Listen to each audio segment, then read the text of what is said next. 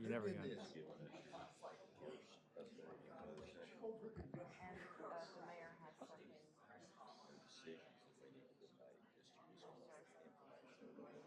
All right, it is the appointed hour. Even though the clock is a little behind up there, it is 4 o'clock, so we'll start in about a minute.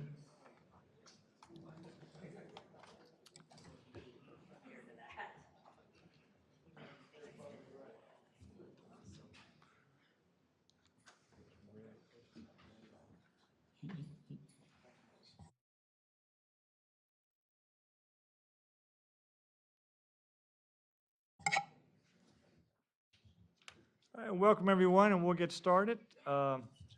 Presentations will be on Thursday night. The presentation of the 2023 Joe Atwater Continuous Core Value Award. We have two unfinished business items. Number one, continue a public hearing, consider adopting a resolution intent of matter of closing the right-of-way. Thank you, Mr. Mayor. I ask Kevin to come forward and go back through the staff report for council this evening. Mayor, members of council, Ms. Payne, Mr. Payne, Ms. Kolchinsky. This item is it's a request to continue for a couple of months. It's a closure of an alley on parallel to Corbin Avenue, 225 linear feet of alley, never been opened, never been utilized before. Petitioner is Charles Stapleton. He owns 4 of the 6 adjacent properties. Again, about 225 linear feet of unimproved alley, 15 feet in width. No utilities, no objections from any review departments. We've noticed all of the owners in accordance with the general statutes. In June, you adopted the resolution of intent to hold the hearing. When we executed those notices, there was some testimony last month from an adjacent property owner. Wanted some more details on the petition. I gave her my card, asked her to call me. She did not call. I know at the hearing she had mentioned she had never talked to anyone from the planning department. She did talk to Autumn before that hearing. I found out probably for about 45 minutes, maybe the week before the hearing. But she has not reached back out to me. I have asked the engineer for the developer to reach out to the petitioner. Said he would do that once they got the plans firmed up. Contacted him this morning. To my understanding, he has not contacted her, nor has she contacted the city. So basically we're kind of at the same place we were last month. There's the original plat, the proposed closing, 225 feet of linear feet of unimproved alley. There was a previous closing back in 2015. That's the site plan and the survey that the developer was originally proposing. My understanding, they're coming back with a different plan. They came to DRC last week to drop the number of lots down to 5. The alley is still wouldn't be used to access any part of the new development. So it's still an alley that they're, to my understanding, they still want to close. I've reiterated to the developer and to the engineer to be here Thursday night to answer questions, and I've encouraged them to speak at the hearing. All right. So that's where we are. Are there any questions from council? So the little Oriental lady that was before us this past go-around, nobody's zero, she's gone like crickets on us or something, or? Correct. I gave her my Okay. card. I told her this is my phone number, this is my Okay. email address. Please contact me. I'll give you a copy of the plans, and I've also contacted the developer to ask them to reach out to her. Okay. Fair enough, thank you. I think Any other that's questions? District 2. Brian, no. Like I said before, I feel like that holding it up, I before didn't, never heard from her, and I didn't want to hold it up before, so I'm good. Very good. I do have a question. Did they modify the plans because of that petitioner last meeting, or that was just simply because of economics? It's a financial decision Okay, all right. based on the approved plan, to maybe Understood. drop a few units. Okay, but thank you, staff, for reaching out on that. Thank you. Thank you. Item number 2 is continue a public hearing, consider adopting an ordinance annexing 47.52 acres. Thank you, Mr. Mayor. This one has also been continued in the past, and so tonight Autumn's going to go back through the staff report for council. Good afternoon, Mayor, members of council, Mr. Payne, Ms. Kolchinsky. This is an annexation petition for approximately 47.52 acres on Copperfield Boulevard. The property is currently zoned C2, General Commercial, and I1, Light Industrial, and that is currently in our ETJ. The applicant is requesting to bring this parcel into the city. Existing conditions, your picture on the left, you can see that is looking north towards the Hampton Inn. You have I-85 to your left, and then Copperfield is on the periphery to the north and the east. The picture, I guess that's to my left. The picture to my right is south, looking away from the Hampton Inn. You can see the parking lot there. Again, here, I-85 is on your right, and then Copperfield Boulevard is on the periphery. This is the zoning map. You can see that the zoning is similar to all of the surrounding zoning. There's nothing different here. There is C2, I1 in this general vicinity, and the land use map shows this as a mixed-use activity center.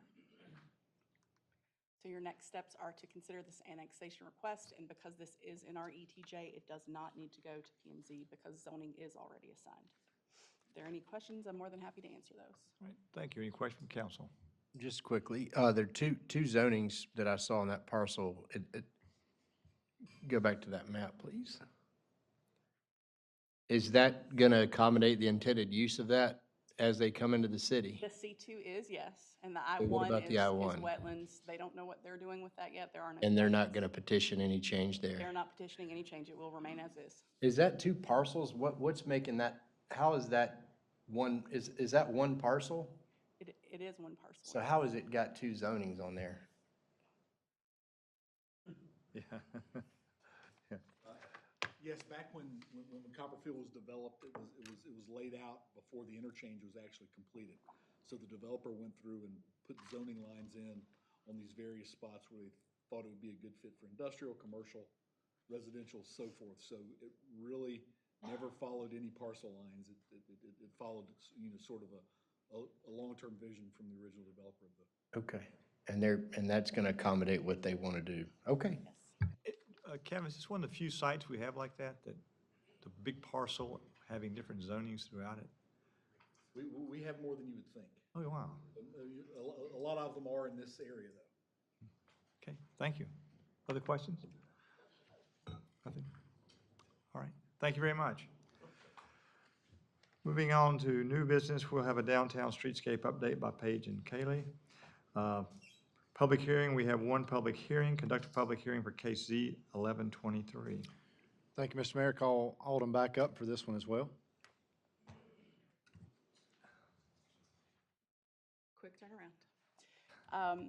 This is case Z1123. This was taken to planning and zoning and presented at their July 18th meeting, and it has been forwarded to City Council for a zoning map amendment and a land use plan amendment. So it should be noted that this parcel is two parts. So the full size is about 0.30 acres. The applicant is only looking to rezone 0.17 acres. And he's wanting to rezone that from C2 general commercial to RV residential village. And we'll talk about in a second why he wants to do this, but this building right here, which is a current, it used to be a vacuum cleaning shop. He wants to keep that and use it as a workshop for his custom cutlery business. So he would end up subdividing this. The existing conditions, again, here, you can see that existing building. He does want to make sure that he can maintain that and use that for his custom cutlery business. And then he would like to put his own personal residence here in this area of the parcel. So while this is a conventional rezoning, this particular applicant, Mr. Rizzo, has been working with planning staff for about the past 6 months to make sure that what he was asking for could be done. So this is the survey that he provided. As you can see, this is sort of where the subdivision happened. This is only approximate. You can see where he wants to add his primary residence, And again, he's going to maintain this building here for his custom cutlery business. This is not a business where people will be coming in and out. There is no parking needed. This is to serve as a workshop. He currently lives in Connecticut, and he's been working with us back and forth so that he can move down here and live here and work in that existing building. If you look at the zoning, you can see that his parcel here is the only one that is currently commercial. And again, he's looking just to rezone this portion. Residential village, which is what he is proposing to have this rezoned to, is not listed as a corresponding zoning classification for commercial, which is currently what the 2030 land use plan states. However, changing this, amending this to urban neighborhood would work, and in this case, you can see that everything surrounding this particular parcel is urban neighborhood. As noted, planning and zoning did support the statement of consistency and the zoning map amendment, as well as the land use plan amendment. On my left, you can see the statement of consistency supporting approval, and that is from planning and zoning. And then to the opposite side, you can see the statement of consistency supporting denial. So the next steps would be to approve or amend the statement of consistency, approve or deny the zoning map amendment, and approve or deny the land use plan amendment. And if there are any questions for staff, I'd be more than happy to answer those. All right, thank you. Question from council? Any comments from any of the surrounding neighbors? Yeah, I have not had any comments. And we did not have anyone that showed up to planning and zoning either. No more questions? All right, Thank you. thank you. Moving on to petitions and requests. Number one, consider adopting a resolution to sell 314 Sycamore Avenue Southwest. Thank you, Mr. Mayor. I'll call on Mary. She's going to handle both items 1 and 2, which are very similar in nature. So Mary, if you would. Mayor, members of council, Mr. Payne, Ms. Kolchinsky. The item that I'm bringing, the first item for the evening, is the proposed sale of 314 Sycamore to Ms. Roxanne Stenard. As this was built with home funds, there are specific HUD regulations that do attach to the sale of this property. One of which is it does have to be a HUD-deemed first-time home buyer and does have to be a person that is 80% or below area median income. Ms. Stenard does meet both of those. As with every home that community development builds, we look for energy efficiency, and we keep that in mind for the resident as they move forward. The home has R15 wall insulation in the exterior wall cavities and R3 rigid foam board on the exterior. That is to assist with the heating and cooling of the home. That, along with the reflective roof sheathing and high-efficiency HVAC units, also work to keep the cost down for the heating and cooling of the home for the homeowner. The home does have a conditioned crawl space along with a passive radon system. This will be a regulation for HUD moving forward, but Concord has gone a little bit above and beyond what HUD is requiring now, but we have done that with our rehab because we've come across several rehab projects that have had radon exposure within them, and we feel it's just good practice for Concord to go ahead and start implementing those radon systems when we do any project. These efforts do meet and exceed system vision standards. In addition to the home, there is an outbuilding that was constructed with a partnership through Concord High School, and the way the partnership works is community development does provide the material, which the school does not have the funds to provide, and the students get hands-on experience with actually building a structure to hopefully encourage them to seek something with construction as their vocation as they move forward. The home is 1,080 square feet, 3 bedrooms, 2 baths. The cost is $232,800. Ms. Stenard was the highest scoring applicant, and the home will have a 20-year deed restriction per HUD regulations. And I'm happy to answer any questions that you may have. All right, thank you. Any questions? Larry, is the deed restriction on the 80% AMI, or is it on the down payment assistance from HUD? The 80% is on the fact that it's new construction with HUD. Ms. Stenard is seeking down payment, and there will be a 5-year deed restriction that runs concurrent with the 20-year. Concurrent on the assistance? Yes. Okay. No more questions? All right, thank you. Number 2, consider adopting a resolution to sell 318 Sycamore Avenue Southwest. So this is the adjacent property, the property beside 314 Sycamore. As council remembers, these parcels were purchased with one house. Community Development did demolish that house, and we were able to subdivide the lot. This house does have an offer to purchase from Tyler Gasick for $220,550. Again, the home was built with the same energy efficiency products. The only difference is this house does not have a condition crawl space, but it does have the passive radon system within it. It does have the same outbuilding that was built in the partnership with the Concord High School, and I am happy to answer any questions that council may have. Tell me about why we have the passive radon. HUD is actually moving towards to addressing radon because of health issues that are associated with radon exposure. And whenever you build a new constructed house, the gases may not become prevalent in the home for many years. So putting in a passive system at the beginning eliminates those potential hazards for the homeowner in future years. Okay. Question from council. Absolutely. Okay. That's sort of where I was heading towards was, Yes, you do it now so you cut down expenses. absolutely. Thank you. Any other questions? The contract is not ratified on here, so on that one. It has been. It has been. Whenever it was due, I did not have the final version.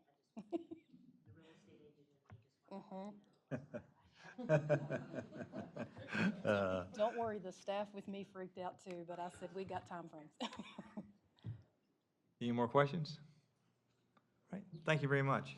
One quick one, just out of curiosity. Most of these folks are residents of Concord. I mean, is that, I know that's not that HUD qualification like we have on WeBuild really, but It's not a requirement, but whenever we look at scoring an applicant, we do look at whether they are working in the city of Concord or within Cabarrus County. We also look at if they are a government employee or a state employee.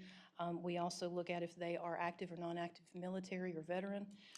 We also look at whether they're Section 8 or whether they have completed the FSS program. And then we also provide extra points for community engagement. If they have worked in or volunteered with a city-sponsored event, or they have worked in or worked with a local nonprofit. So we try and find applicants that actually go above and beyond to be part of the community, and we want to make sure that those people are the ones that we are assisting to stay here in Concord. Thank you. All right. Number 3, consider adopting ordinance ordering the demolition of a structure at 90 James Street Southwest. Thank you, Mr. Mayor. Call on Chief Gasick to cover this item and answer any questions that council may have.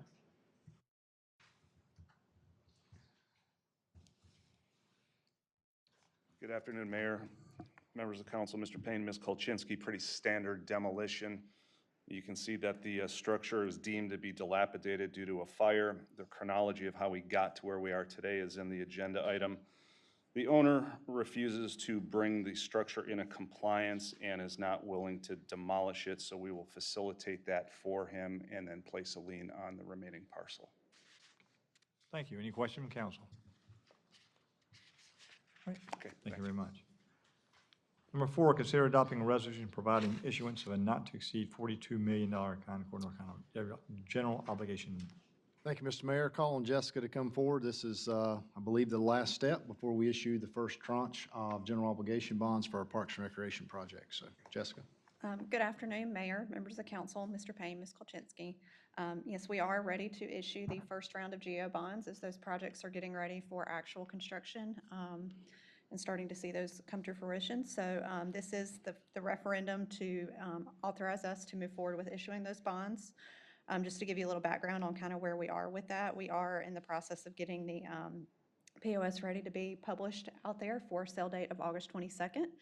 And we have been working with the rating agencies over the last couple weeks to get our bond ratings, and I'm very happy to report that we received a AAA rating from all 3 rating agencies. So that was really great news to receive yesterday. So, so we should be able to get the best interest rate that is available in the market with that bond rating. So, Right. Any questions? Any question from council? You said the issue date was August 27th? Yeah, the sale date will be August 22nd. Sell date, issue date, okay, thank you. Yeah.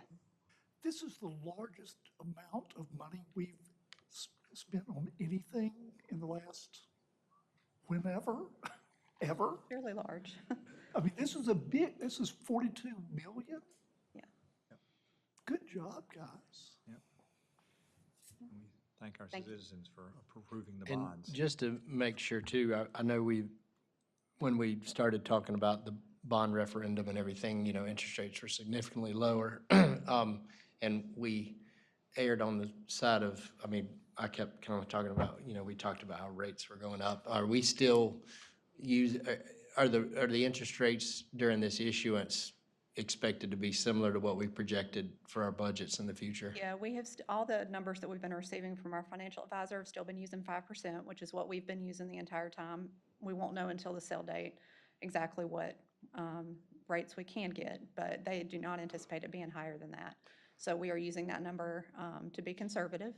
And we do anticipate it selling at a premium as well with the way the market is right now, so, which is good. And are we selling these to, they're gonna be, I guess people from Concord may want to purchase these, I guess you can. They'll be on the public market, so. Yeah, just, I didn't know if they were direct sales or any of that, none at all. They'll be on a Okay, public market, yeah. got it. Thank you. Good news. All right, number 5, consider approval of First Amendment to the interlocal sewer agreement with Wasack. Thank you, Mr. Mayor. Another exciting step for us this evening, so Jeff will talk to council about this item. Good afternoon, Mayor, Council, Mr. Payne, Ms. Kolchinsky. This is the much-anticipated First Amendment to the interlocal sewer agreement, which we are a party to, along with Wasack and the other 3 jurisdictions that are part of the Wasack Board. After several months of negotiation at the board level, we did reach unanimous approval for this interlocal agreement amendment. So really the only number you care about is Exhibit A, which states how the allocation is broken out from the 2024 expansion, with Concord receiving 1,236,144 gallons to allocate. I'll be happy to answer any questions. As soon as all jurisdictions execute the agreement, which will probably take maybe 30 days, maybe more, we anticipate that Wasack will issue that flow officially to us to put in our buckets. Where does it stand in regards to where you thought we'd be? I think we did good. A lot of good discussion. I think we had some discussion points thrown at us this time that we hadn't anticipated, but I think the group worked through those in the appropriate way, took enough time to understand what we were doing and why we were doing it, and ultimately, again, all the jurisdictions could support the decision that was made, so that was very important that we got to that point. Thank you very much. Thank you. Question from council? Jeff can run for elected office when he gets done. You did well on that. This was not an easy task to get to the point where we are, so. That's good. Thank you very much. All right, number 6, consider awarding a bid in the amount of $878,527 and some cents to Pike Electric. Thank you, Mr. Mayor. Alex will cover this item for council this evening. Yes, sir. Good afternoon, Mayor, members of council, Mr. Payne, Ms. Kolchinsky. With the grading on Substation V on Reuben Winker Road completed, the electric department took bids on July 19th for construction of all concrete foundation and subsurface work. We received 5 construction bids, with Pike Electric being the lowest responsive and responsible bidder. Their bid amount was $878,537.15. And when given notice to proceed, they will have 150 days to complete their work. I'll be happy to answer any questions. How does this fall in line with what you thought it would be? It's in line. They were the lowest bidder. Some of the other ones were up well over $1 million. So I mean, it fell within our engineer's estimate, yes, sir, of what we thought it would be. Once we get the foundations done, city staff will be building the substation. So we're really excited to get this completed so we can start on the substation with city staff. Are you seeing it rise Yes, sir. as steeply as it was, or is it?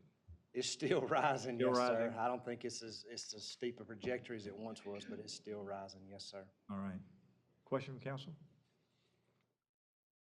All right, thank you very much. Sir, thank y'all. Number 7, consider approving the Concord co-sponsorship application for downtown Concord Cabarrus Arts Council Art Walk. Thank you, Mr. Mayor. Ian will cover items 7 and 8 as they both are co-sponsorship requests to City Council. Good evening, Mayor, members of council, Mr. Payne, Ms. Kolchinsky. The first co-sponsorship application before you this evening is for the Arts Council Art Walk on Union to be held September 9th. Applicant is requesting in-kind services from Concord Police and Solid Waste. After speaking with staff, the estimated cost to the city for these services are approximately $1,800. Happy to answer any questions. This is similar to the last Art Walk. Okay, question from council? None, okay. Next one, number 8, consider approving a Concord co-sponsorship for Logan Community Association's neighborhood reunion. Yes, sir. This application is a little different. The Logan Community Association neighborhood is requesting in-kind services for a reunion to be held on September 3rd. The applicant is requesting one dedicated police officer for the duration of the event, as well as a waiver of the 85-15 split for the vendors. Organizers are also requesting additional trash cans be provided and dropped off before the event, as well as assistance with picking up that trash and collecting the trash cans after the event. The estimated cost to the city for these services will be approximately $350. I will note that your approval this evening would be contingent on the applicant securing the appropriate insurance coverage as required by the city to host an event. After speaking with staff, I'll also mention we discussed this may open up the idea for other neighborhoods to request co-sponsorship for different neighborhood events. So just to provide you with that information. Yeah, Mayor, I'll just add to that, and again, this is not to recommend council approve or disapprove this, but just the fact that this is something different, that this is not something that council has considered or approved in the past. So as Ian stated, if council approves this on Thursday evening, just know this does kind of set a precedent of sorts. And so as other neighborhoods in the city ask to have block parties or events or reunion events or whatever they dub them, then if they request services of the city and co-sponsorship, then we wouldn't be bound to that, but we would have precedent showing that we had supported that in a co-sponsorship way. So just a point. So question, Ian, the other ones that have kind of come before us have always typically been in the downtown footprint. Is that a fair statement to say? There have been events at Caldwell Park previously Yeah. with the Juneteenth event and others similar to that. This is a neighborhood association or organization requesting the in-kind services. And that for one, it. and that's the biggest difference from the newness perspective is the theme of it, if you would, versus location. Correct. And the applicant, Mr. A.J. Clark's here to answer any questions if you guys Okay. have questions about Awesome. the event itself. Thank you. What are if you had to list all the things that this is going to, that we're going to be doing for the event, can you list those? So the applicant's requesting one dedicated police officer for the duration of the event, drop-off of trash cans prior to the event, and then the collection of those trash cans and trash bags after the event. That's it? Yes, sir. Take And count. the 85-15 vendor split and the waiver of the reservation fees for the park. No question from council? I don't know that I know what that means. 85-15, so typically the city would get 15 and they're asking for a waiver of that? Correct. Can you help me with that? Yes. Yes. Yes, So okay. Any Anything that profit would be made. goods that would be sold, food that, okay, thank you. All right. Thank you very much. All right, number 9, consider recognizing Granary Oaks Homeowner Association. Thank you, Mr. Mayor. I call on Catherine to come up and go through this request for recognition from Granary Oaks. Good afternoon, Mayor, members of council, Ms. Kolchinsky and Mr. Payne. Thank you for having me again. I'm delighted to be back here for the second time this fiscal year to request the addition of a new neighborhood into a recognized neighborhood program. The neighborhood that is petitioning to become a member of the program is the Granary Oaks HOA. The neighborhood has 55 single-family detached homes located in West Concord near Cox Mill Elementary. Granary Oaks is one of the neighborhoods that will have a trail connecting them to the city's Greenway network. And the HOA has been newly established at the end of last year, so this is going to be their first full working year together, and they want to get started working with the city of Concord moving forward. The officers of the association are Steve Wood, as president, vice president Griffin Godel, treasurer and vice president Griffin Godel, secretary Maharamani, and they have submitted all the required documentation for recognition. By approving their inclusion into the program, the city would have a total of 77 recognized neighborhoods in the Partnership for Stronger Neighborhoods since the foundation of the program in 2000. We also have a representative here from the neighborhood, Kelly Cummings, who is attending the meeting. Do you want to stand so we can? Well, thank you for being here. We appreciate you wanting to become a neighborhood association. Thank you. And of the 77, how many active do we have? This is going to be 57. 57 active. That's a number we can use. Yes. Okay. Any questions, council? All right. Thank you very much. Thank you. Are we running out of sponsors?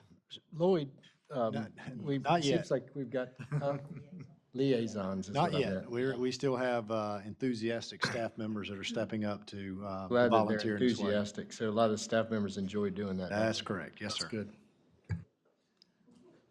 Number 10, consider authorizing city manager to eliminate the city's old corrugated cardboard recycling program. Thank you, Mr. Mayor. Call on Robin to come forward. She has a presentation to provide to council regarding this matter. So Robin, if you would. Thank you. Good afternoon, members of council, mayor, Ms. Kolchinsky, and I would say Ms. Deason, although we're missing her presence today. I'm here just to talk briefly about the city's corrugated cardboard program. It's something that we've had actually in place since 2012. It's a contract with a company called Benfield Sanitation. You've likely seen their dumpsters. They say BSS. They're really all over the city. But the city has had a specific contract with these folks since 2012 to collect just corrugated cardboard. So we're not talking about mixed recycling. We're talking about just larger cardboard boxes. Can you go to the next slide, please? So that particular contract was set up so that we would pay according to both the service frequency, so not the tonnage, it's more of the number of times we collect, and then also rebates according to the market, which is yellow sheet pricing. There were a lot of years that those rebates were very friendly to us. So let's just say we started with the best of intentions. We've subsidized that program every year since 2012. I do believe recycling, especially of cardboard, is a great thing. I'm not here in any way saying that folks should not recycle, and that is not where we're coming from with this. Several businesses, well actually quite a few businesses, but several nonprofits, some small number of nonprofits and schools are in this list. But what we've been noticing, and you'll see on the next slide, is a sizable amount of that program cost the revenue was covering it. It's no longer doing that. And the tonnage has gone down quite a bit as well. We've experienced about a 36% decline in tonnage since we started, which tells me even if the dumpsters were full at that time, now they're likely half, maybe, 2/3 full, even if that. It's hard to know because we're charged on a per pickup basis, not on the tonnage. So Benfield was actually purchased by Republic Services back in July. And at that time, our contract was ending, and Republic said to us, we're not giving you a new contract until we've had some time to look at this. So we don't know what their proposal would look like, but it certainly won't be what the agreement was we had with Benfield. So this gives us a really good time to look at an opportunity to look to see, can we continue the program? Should we continue the program? Because the city is subsidizing almost all of the cost, a high majority. There are some businesses involved. There's a couple nonprofits. There's some schools. I've got some numbers. So we want to make that clear. We also did go out and do some research. I surveyed the top 15 cities in North Carolina, and no one does this free of charge. Other cities do provide some dumpster container service, but they charge for it. Also found one city that provides the recycling for free, but you have to be a garbage dumpster customer. You have to pay the city for your garbage dumpsters in order to get the recycling for free. So it's something that we're doing, environmentally. It's been a good practice. But if you'll flip to the next slide, you'll see what our numbers look like. It's around 300 customers that we started with. We're down to 289, so not a huge decline. You can see quite a drop in tonnage if you look at fiscal year 16 down to where we are now. You can see the cost has stayed fairly steady the last 7 or 8 years, but the revenue has declined dramatically. You'll notice, though, in 2022, there was a large spike in revenue. What happened is after the markets for plastic went south and China sword happened and all the recycling markets kind of bottomed out, cardboard soared for a short time. We had some good months. But then right after that, picked up and people in the U.S. started finding ways to recycle themselves. That went right back down to maybe $3,000 a month. A lot of months we're not getting any revenue. We're consistently spending $20,000, $22,000 a month for the service. The revenue is little to nothing, and you can see our net cost there. To me, that is not sustainable over the long term, as much as I love recycling. It's 1,100 tons at this point. So just to give you a few numbers, the city does have 4 of these containers ourselves. Cabarrus County has 14 sites, and there are 9 school sites. I'm just giving you info so you know. There's 4 churches and 4 nonprofits. The rest are businesses in the community. And what our recommendation is to encourage recycling, but to leave that to the private business, the haulers that do these type of activities, that the city not pay for it. What we're currently paying for the cardboard dumpster we have is about $63 a month. That's what we're paying for ours. So I can imagine if they went out, that is about the price that they would be given. Our recommendation is to give a notice, preferably 90 days or more, that we would like to get out of this and not continue it. Right now, we're just on a month-to-month basis, but there is no contract. So I feel like the timing's good for us to look at it and consider if it's something the city should be in the long-term practice of paying for. Any questions? Council, questions? Thank you. And we could decide whether it's 90 days or 180 days. I will take any input that you all give. So yes, I want to do this correctly if that is the decision made, yes. Okay. Right. Thank you. All right. Number 11, consider authorizing city manager to sign a contract with Gillig LLC. Thank you, Mr. Mayor. Andy's going to cover items 11 and 12 as they do pertain to transit. So Andy, if you would. Thank you, Mr. Payne, Mayor, members of council. We're asking for your approval for the purchase of 2 replacement buses. By the time these 2 new buses get to us, likely next fiscal year, the 2 vehicles that they're replacing will be well beyond their useful life, so over 500,000 miles. So the 2 new buses will allow us to maintain our fleet at 100% good repair status. We have 85% funding and grants secured from FTA, so 15% would need to be covered by Concord and Kannapolis, split 50-50. So the resulting share for Concord would be $140,000 or $140,894.40. And this was reviewed and approved for recommendation by the Transit Commission at their August meeting. So I appreciate your consideration and can take any questions. Is that 71,000 per bus? Yes, sir. Okay, thank you. Any question from council? All right, thank you very much. Next one, consider authorizing city manager to sign a contract with Benich. Yes, sir. We are hopeful that we can kick off a customer service satisfaction program. Right now, Ryder Transit nor CCTS, Cabarrus County Transportation Services, neither one of us have a formal or consistent way to gauge our customer satisfaction. So we'd like to put a tool in place to where we can do that. So we're proposing to partner with our planning firm, Benich. They would help us build a program to assess our operations, build that consistent system, and establish some benchmarks for determining our level of customer satisfaction. This first time around, Benich would help us with 2 rounds of surveys, one time in the fall and then one time in the spring, and then they'd provide us with a report showing the results of those surveys. This will allow us to focus and prioritize those customer service efforts. We have a budgeted total right now, a quote from Benich of $74,780. That is budgeted. And it's all, it's 100% 5303 transit planning funds from the MPO. So no City of Concord funds involved at this time. And again, the Transit Commission heard and recommended this for approval at their August meeting. Question from council. I got a question. What are other things we can use those funds for?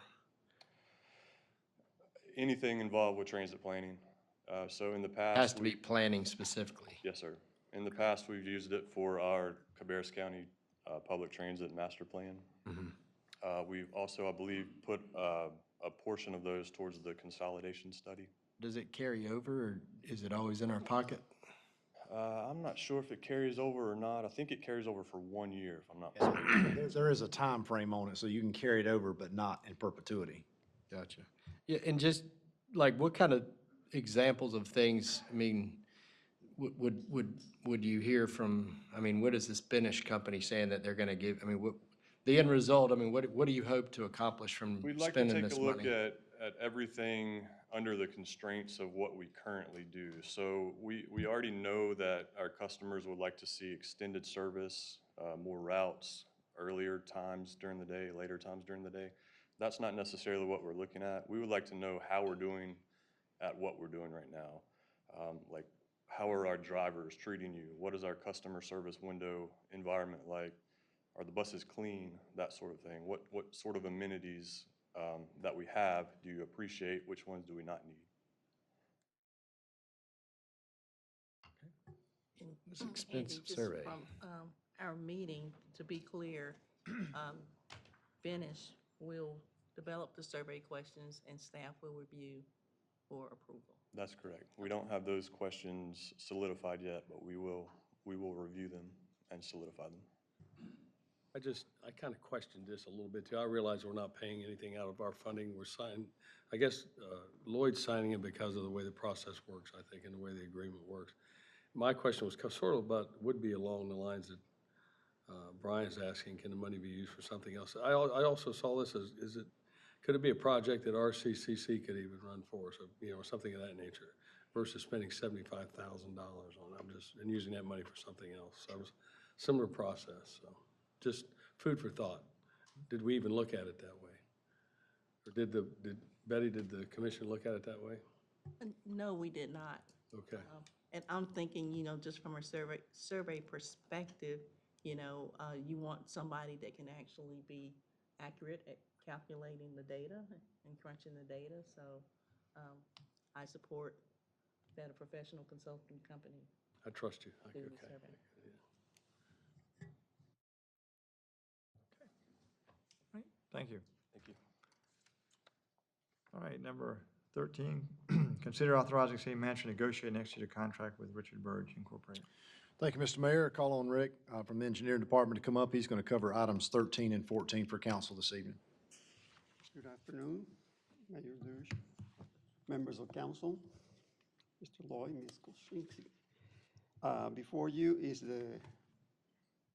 for your consideration is the Phillip Drive culvert replacement. At the present time, there is a 48-inch pipe under the Phillip Drive, which does not meet our stormwater standards. So in order to bring it to our standards, we're having to replace it with a 10x4 culvert, a concrete culvert.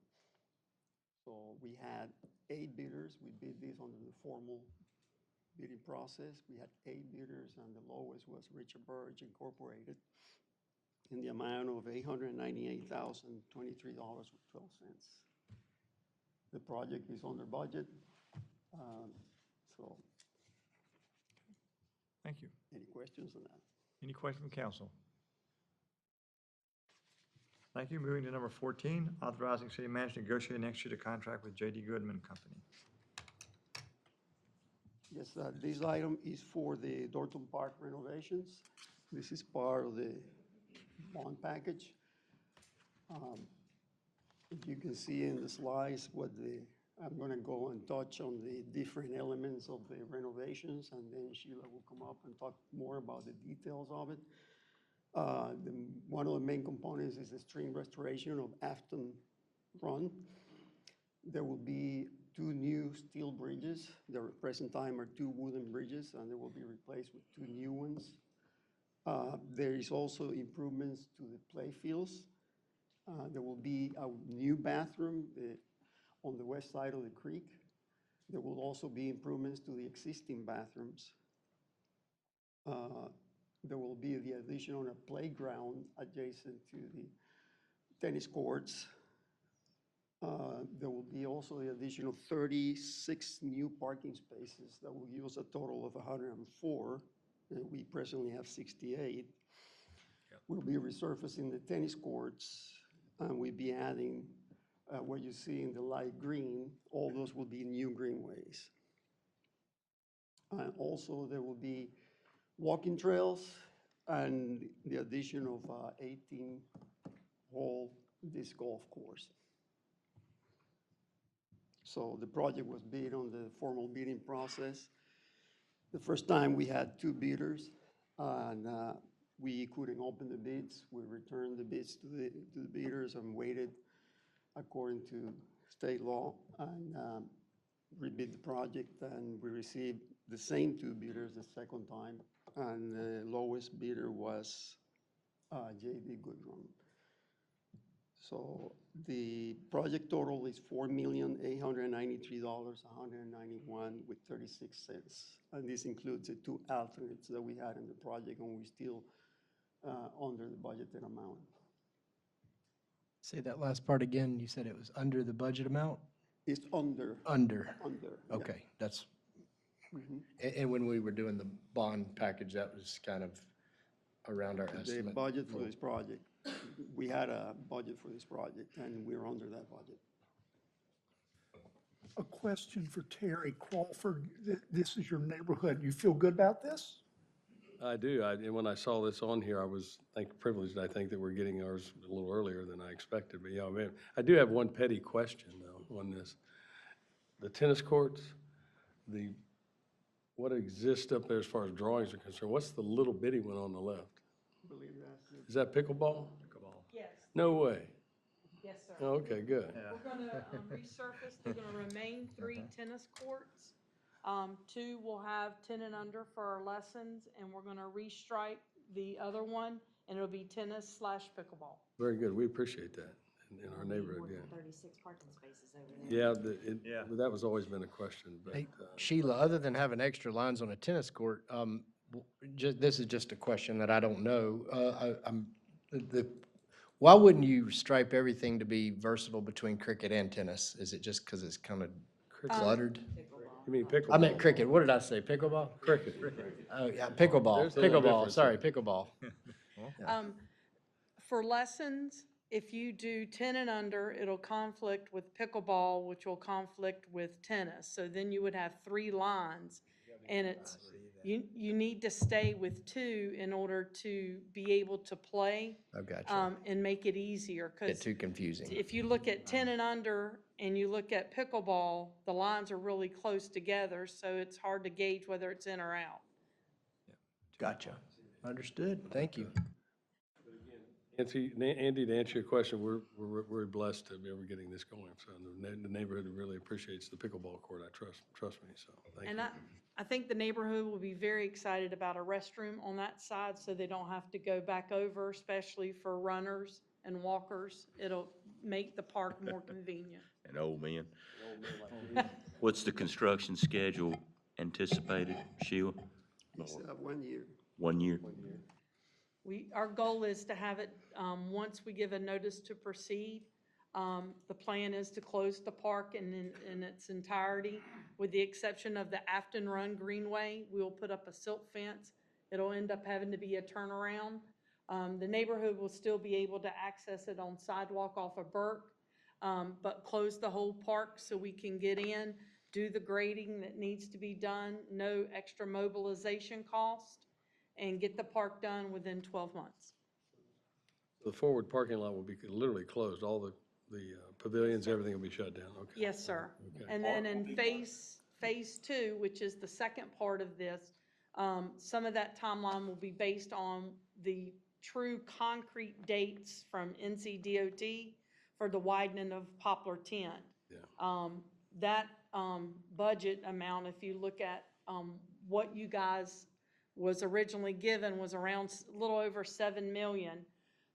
This phase 2 will be around 2.1, and I'm anticipating cost savings there because there's items that were identified in phase 2 that we're able to accomplish now. Well, this can't, go ahead, I'm sorry. That phase 2 won't include, like, you're gonna get the park open, and then we're gonna kind of see when that. Yeah, phase 2, the main thing is the That older main thing. parking lot, resurfacing that, restriping it, and improving the circulation to the maintenance building for buildings and grounds. But we don't know if NCDOT is going to adjust our entrance. So we will wait to do that and restripe until we know what NCDOT is going to do. But we'll open it with the extra parking until NCDOT is able to give us an answer or a timeline. Sheila, phase 2 was not in the $60 million bond referendum, was it? Yes, yes, it was. It was. It was, what we did for Dorton was instead of one project, we split it out into two phases. So it's everything, it's just we're waiting on DOT. It's all DOT driven, so. But construction can't begin until all the bond issues are sold and money's in the bank anyway, right? Well, council did pass reimbursement resolutions, so we can move forward with can. signing contracts and whatnot. With the sale of those bonds coming later this month, we will have that money in hand shortly thereafter. Gotcha. So we'll go ahead and begin, sign the contract and get it underway. Okay, good. And then the Greenway, is that gonna, in these plans, does that carry on under and connecting with the Kannapolis Park? It stops just before that, right? It will stop before that. The next property after that is Mr. Mayfield's before we get to the shelf that's under 85 for us. So that will be another acquisition in order to make that connection. The first connection that will happen will be the Cottle Creek, which engineering has designed, will go under Poplar Tent and go all the way to Weddington Road and then connect to our George Lyles Parkway. That will probably come first. So we'll have that at least spurred in and then ready Correct. for that.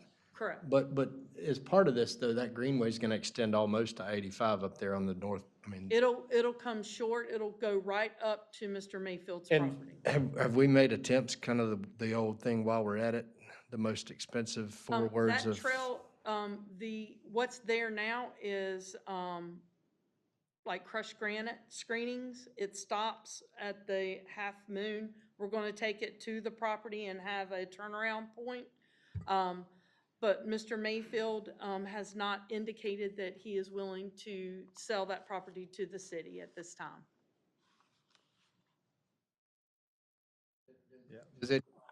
Would it cost less for us to continue just while we're at it, again, to go ahead and do that? That little spot, I would rather save the money and use it to go where we do have site control, Yeah. which will be the other direction. Gotcha. Because it's, Kannapolis hadn't got to Afton, yeah, I need them to get there, because it'll get them to Target, but that's it. And then, Mayor, I have one more question about item 13 before you leave, if that's okay, if we're done with this topic. All right. Go backwards. Are we good? Yeah, I'm sorry. 13. So Feel I free. just started thinking, is this culvert replacement, is that, the Carolina Eye Care, the doctor's office, Dr. Handler, how their parking lot's been like flooding a lot. Is this gonna solve that problem? Is this what? Will greatly alleviate that problem. This is why we're doing this for the Yes. main, okay. I just want to make sure. That's going to be a nice call to make. Good, thanks. Okay. Any more questions? All right, thank you, Rick.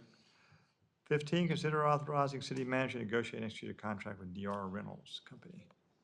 Thank you, Mr. Mayor. Continue the projects that the city's undertaken. Call on Chief Williams to talk through this project for council this evening. All right, good evening, Mayor, members of council, Mr. Payne, Ms. Kozinski. So the request before you tonight is approval with the DR Reynolds Company for the pre-construction documents for the Fire Station 6 and the David District Police Office. The requested amount is $350,000 for the completed document packet. Once we have this portion of the project completed, we'll have our max GMP for the project itself to report back to council for approval for the construction phase of the project. I'll be happy to answer any questions. Any questions from council? Okay, thank you very much. The next four are dealing with Sue. Wait, I do have one more for that one. The design build thing we're doing, that means we're not, just to clarify, that means we're not gonna send it out to bid. This is gonna be like we did. So that means there's not gonna be a not to exceed number. It's gonna be a design build. So I just want to make sure everybody's aware Yes, of sir, that's that. correct. Same way we did with Fire Station 12. Okay. Exact same. And actually, committee selected D.R. Reynolds as who built Fire Station 12. So, yeah, that's correct. And we feel like that's probably in this scale of a project, the most economical way to do it, probably cost Yes. savings. Yes, sir. And Yeah, Station- definitely was for 12. Station 12 was quite a good project for you Yes, sir. guys. Fantastic. Okay. Yeah. Yeah. Yes, sir. Thank you. Number 16, consider abandoning a 40-foot easement. Thank you, Mr. Mayor. As you stated, Sue has the last four items on the regular agenda, so Sue, if you would. Mayor, council members, Mr. Payne, Ms. Kolchinsky, this first request is an existing 40-foot easement. It was for water and sewer that had been granted to the Parkway Sanitary District. This parcel has now been redeveloped as apartments. Emery Apartments, I think is the name, maybe not exactly, but the sewer line's been relayed, and so there's no need for this old easement, and so the request is to allow the abandonment. Question from council? No questions? All right. Number 17, consider a preliminary application from Michael Cowan. Yes, sir. Mr. Cowan has submitted the preliminary application for water only. He's outside our city limits, but he's in the ETJ on Crestmont Drive. There is no sewer available to the lot, so the request is to allow him to move forward without requiring annexation. Question from council? All right. Number 18, consider revising preliminary application for Stephen and Lorraine Box. Yes, sir. The boxes have submitted a request for water-only service. This is very similar to the other one. It's at 1621 Gold Hill Road. That's in our ETJ. And they're building one single-family residence, and there's no sewer available. So the request is to allow them to move forward without requiring annexation. Question from council? Okay, there is none. Number 19, consider allowing a change in a project title for approved preliminary sewer allocation. Dario. Yes, sir. We have had a request, so preliminary sewer allocation that was previously approved for Dario, it was specific use. The applicant has requested to allow not a specific restaurant title. He's requesting that it be changed to just general restaurant, whether it be fast food or sit down. The same amount of approved, no change in the approved allocation, just that it removes the actual name of the restaurant. Okay. Any discussion from Just a council? question on the policy, how's our policy work with this right now? There's nothing in the policy that actually addressed it. In talking to council, council suggested this is a way to handle those requests, that if someone has a very matching use and no, change from what, a material change from what they had requested, this would be an appropriate way to handle the. It reads use now, if it changes use, correct? They have to get back in line for sewer and all that. This is just a. We would still bring, yes, sir, our understanding from that conversation with council is we're still gonna bring, anybody that wants to change other than a material exactly, we would bring, would have to go to the preliminary sewer meeting.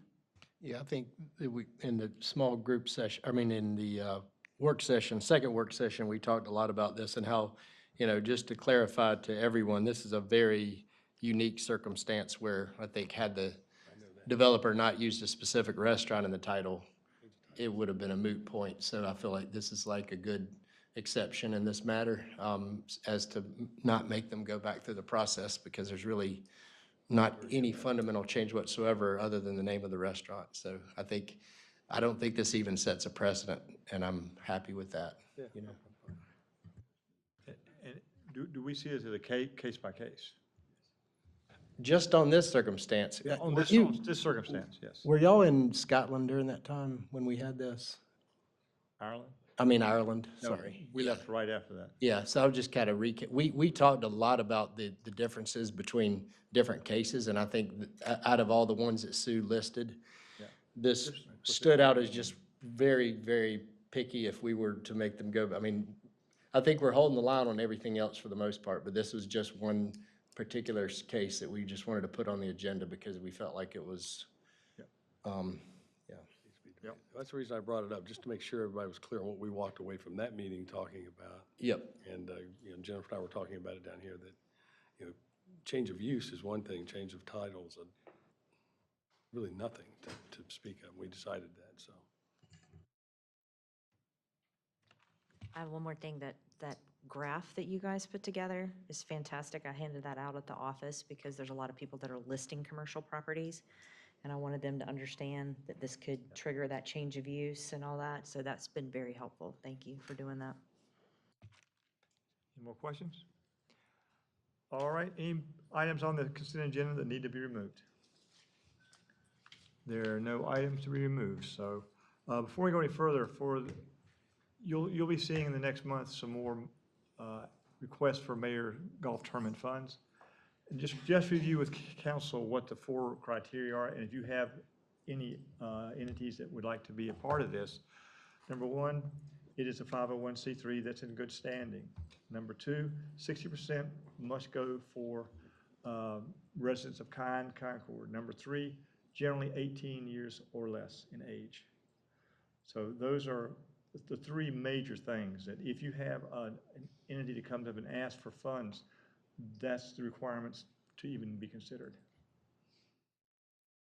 So if you know of non-profits that are 501c3 and operate in the city of Concord, and 18 or less youth programs, it can be for anything one time a year per program. Mayor, remind me how much is in the kitty now, and then we've got the tournament coming up. We got a tournament coming up, and I've been working hard on getting these. We probably have about 10 or 12,000 left from last year. And then we usually raise how much for that? Yeah. How much does that tournament usually raise for charities? Usually 20,000. Nice. Yeah. So just think about, I've been going around the community talking in different groups, and whoever wants to come in and talk to us, I'm open to them. All right, we are going to go into a short closed session. I need a motion to move to go into closed session pursuant of NC General Statute 143, 318, 11A, 3, and 6 in order to consult with attorney to protect attorney-client privilege and to consider qualification, competence, performance, character, and fitness of individual public officer or employee. Is there a motion? So moved, Mayor. And we have a motion second. All in favor, raise your hand. All right, thank you very much. We'll see everybody Thursday. At least everybody who's here.